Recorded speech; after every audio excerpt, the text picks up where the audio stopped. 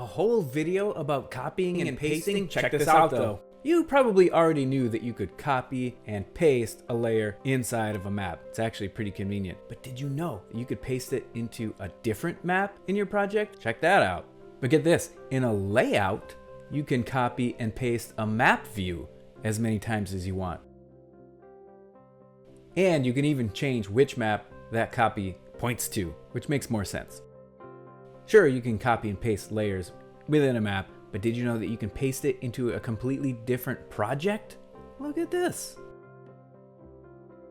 Here's a couple maps that I have in this project, but I can copy and paste one of these maps if I want to make a new map without having to start from scratch.